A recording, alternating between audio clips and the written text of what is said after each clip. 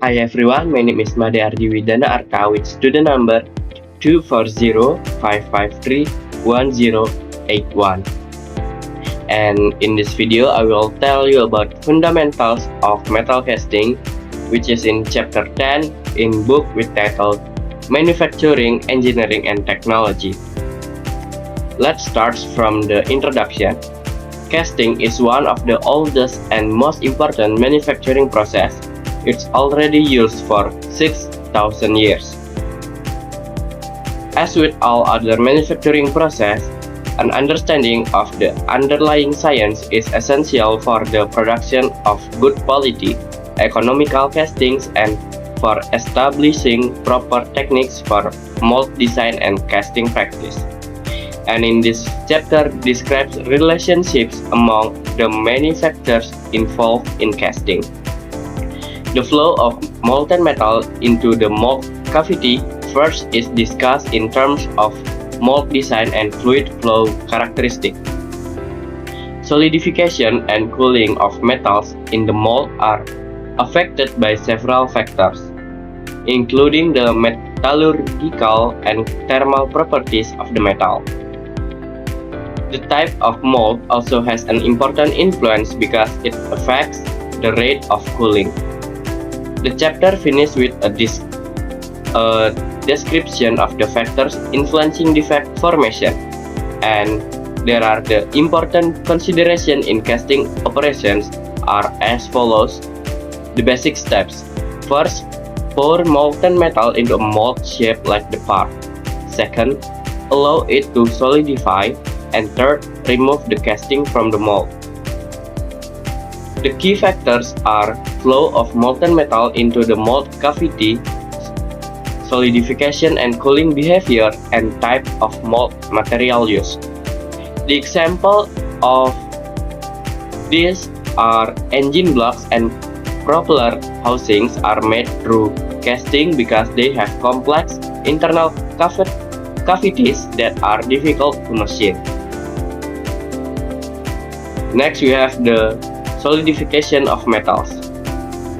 After molten metals is poured into a mold, a series of events takes place during the solidification of the metal and its cooling to ambient temperature.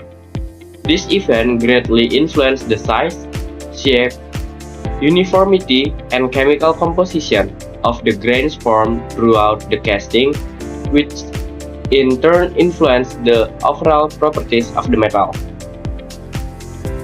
Solidification affects grain structure, mechanical strength, and defect formation. These events greatly influence, like I said before, size, shape, uniformity, chemical composition, and influence the overall properties of the metal. Because a pure metal has a clearly defined or freezing point, it solidifies at a constant temperature. And in this chapter, we have point 10.2.1, it's pure metals. Solidify at a constant temperature, produce a uniform, fine-grained structure near the mold walls and columnar grains toward the center. For example, solidifies at 660 degrees Celsius, iron at 1537 degrees Celsius, and tungsten at 3410 degrees Celsius. After the temperature of the molten metal drops to its freezing point, its temperature remains constant while the latent heat of fusion given off. For the example is pure aluminium solidifies at 660 degrees Celsius, used for making cookware and like structural parts. Next, we have alloys. Solidification in alloys begins when the temperature drops below the liquidus, TL, complete when it reaches the solidus, and is TS. Slow cooling rates or long local solidification times result in coarse dendritic structure with large spacing between dendrite arms. Alloys have a freezing range rather than a single temperature. Dendritic or tree-like structures forms as they solidify, and segregation can occur, allowing elements may concentrate unevenly. For the example is in brass casting, zinc ridge zones form if cooling is not uniform. In this figure, we have a temperature as a function of time for the solidification of pure metals in point A. Note that freezing takes place at a constant temperature. And point B, we have the density as a function of time. In figure 10.2, we have the schematic illustration of three cast structures of metal, solidified in a square mold. In point A are pure metals, point B solid solution alloys, and point C structure obtained by using nucleating agents. In figure 10.3, we have the development of a preferred texture at a cool mold wall. Note that only favorably oriented grains grow away from the surface of the mold. Solidification. Next, we have the width of the mushy zone, where both liquid and solid phase are present, is an important factor during solidification. This zone is described in terms of a temperature difference, known as the freezing range. Freezing range equals TL minus TS.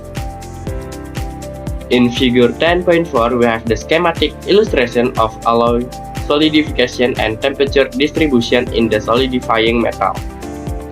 Note the information of dendrites in the mushy zone. In figure 10.5, we have the solidification patterns for gray cast iron in a 118 mm or 7-inch square casting. In point A, note that after 11 minutes of cooling, dendrites reach each other, but the casting is still mushy throughout. It takes about 2 hours for this casting to solidify completely. In point B, we have the solidification of carbon steels in sand and chill molds. Note the difference in solidification patterns as the carbon content increases. Next, you have grain structure control.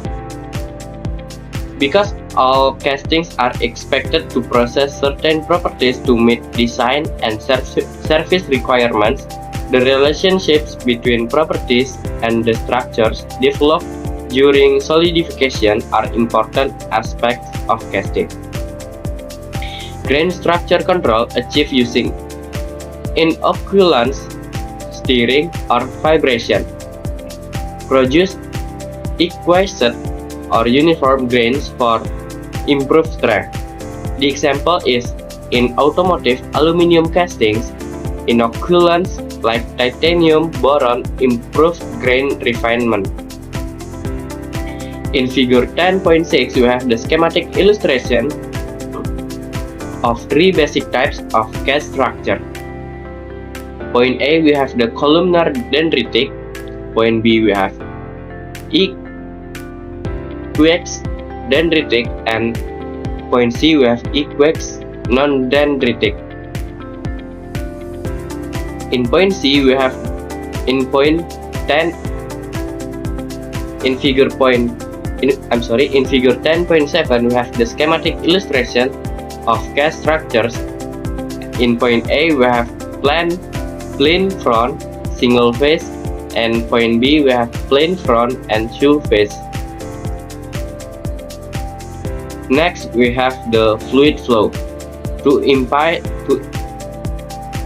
emphasize the importance of fluid flow in casting, let's briefly describe a basic gravity casting system. The molten metal is poured through a pouring basin or cup. It then flows through the gating system into the mold cavity. Two basic principles of fluid flow are relevant to gating design. There are Bernoulli's theorem and the law of mass continuity. The molten metals flows through pouring basin to sprue, runners, gates, mold cavity, and final is riser. It's based on Bernoulli's theorem and continuity equation. And laminar flow is preferred to avoid turbulence and gas entrapment. For the examples, is computer simulations are used in modern foundries to optimize gating design for turbine blades. In figure 10.8, there are schematic illustrations of a typical riser gate casting. Risers serve as reservoirs supplying molten metal to the casting as it shrinks during solidification. Next, we have the Bernoulli's theorem.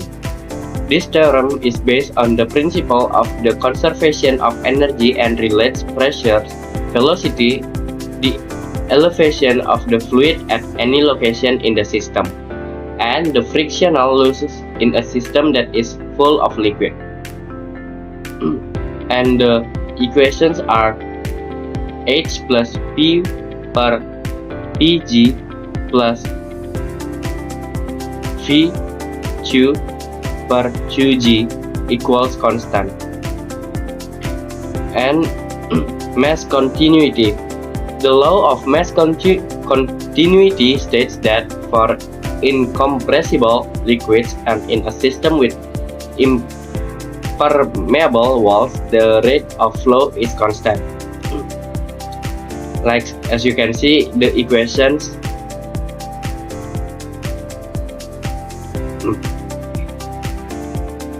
Next, we have the sprue design. The specific shape of a tapered sprue that prevents aspiration can be determined from equals 10.3 and 10.4. And this is the equation.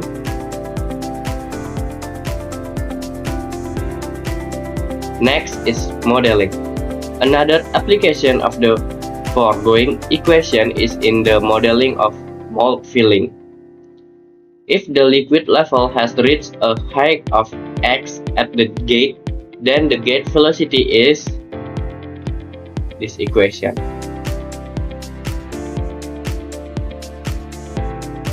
Next is flow characteristic.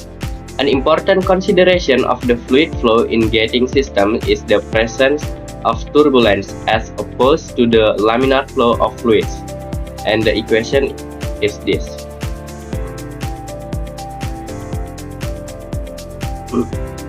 Next is fluidity of molten metal. The capability of molten metal to fill mold cavities is called fluidity, which consists of two basic factors. There are characteristics of the molten metal and casting parameters. The following characteristics of molten metals influence fluidity. First is fluidity is the ability of molten metal to fill mold cavities before solidifying. Depends on viscosity. First is viscosity. As viscosity and its sensitivity to temperature increase, fluidity to temperature increase and fluidity is decreased. Next is surface tension. Is oxide films reduce fluidity. A high surface tension of the liquid metal reduce fluidity because of this. Oxide films on the surface of the molten metal have a significant adverse effect on fluidity.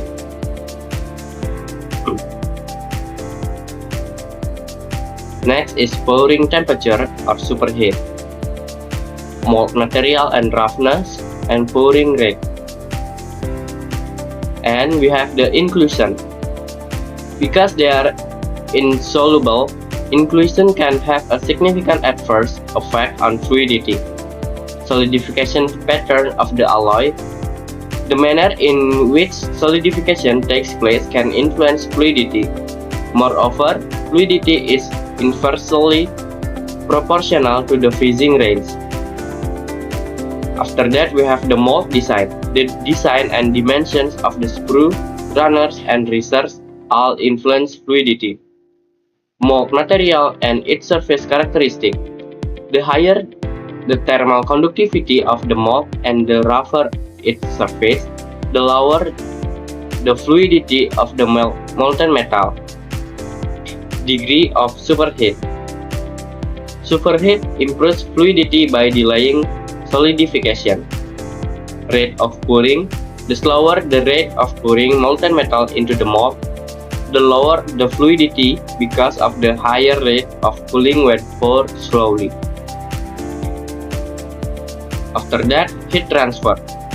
This factor directly affects the viscosity of the liquid metals. Several tests have been developed to quantify fluidity, although none is accepted universally. In one such common test, the molten metals is made to flow along a channel that is at room temperature. In figure 10.9, a test method for fluidity using a spiral mold. The fluidity index is the length of the solidified metal in the spiral passage. The greater the length of the solidified metal, the greater is the metal's fluidity. Next, we have the test for fluidity. Spiral mold test measure length of flow before freezing. For the example, molten aluminum has lower fluidity than molten steel. Thus, it requires higher pouring temperatures or smoother mold surface. Next, we have the heat transfer. The heat transfer during the complete cycle from pouring to solidification and to cooling to room temperature is another important consideration in metal casting. Heat flow at a different location in the system is a complex phenomenon and depends on several factors relating to the material cast and the mold and process parameters. Heat flows from molten metal to mold air, determines cooling rate, grain size, and casting quality. In 10.5.1, the solidification time. The solidification time is a function of the volume of a casting and its surface area.